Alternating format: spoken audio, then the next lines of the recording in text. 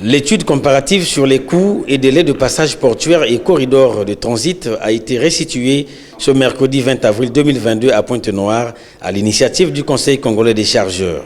Présence remarquable à cette restitution du ministre des Transports, de l'Aviation civile et de la Marine marchande, Jean-Marc Tisterti-Kaya, qu'assistaient les officiels départementaux de Pointe-Noire. Dominique Fabrice Candide Koumouboulaz, directeur général du Conseil congolais des chargeurs, premier orateur de la cérémonie d'ouverture des travaux, a mis en avant la stratégie managériale de son administration. Sous votre impulsion personnelle, dictée par l'exigence et les contraintes d'une gestion axée sur les résultats, le Conseil congolais des chargeurs, au départ établissement public à caractère administratif et pas, est de nos jours un établissement public à caractère industriel et commercial. Il a de facto un fonctionnement analogue à celui d'une entreprise privée. Ce qui veut dire qu'il a l'obligation de repositionner sa stratégie managériale en se recentrant sur son cœur de métier afin de contribuer à la compétitivité de la chaîne logistique du Congo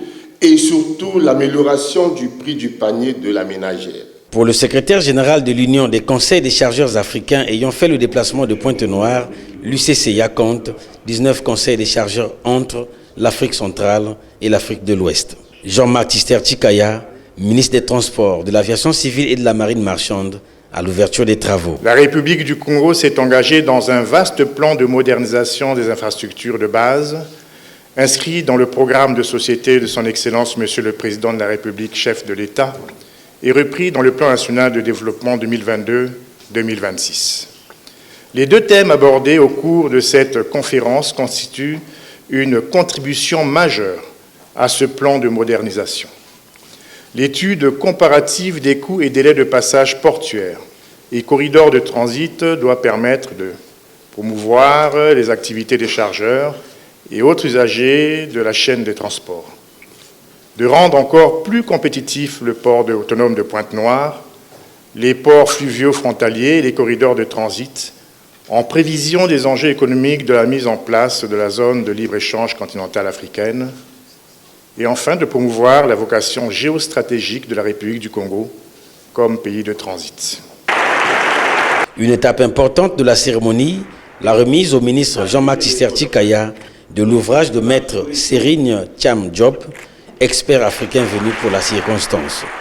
Le docteur Roger Mukenge a pour sa part fait la présentation de l'étude comparative sur les coûts et délais de passage portuaire et corridors de transit. Une présentation ayant accroché l'auditoire et suscité contributions et réponses d'un échantillon de participants. Les signatures des accords du Conseil congolais des chargeurs avec ses partenaires et la visite guidée du chantier du centre Trenmar ont marqué le clou de cette cérémonie.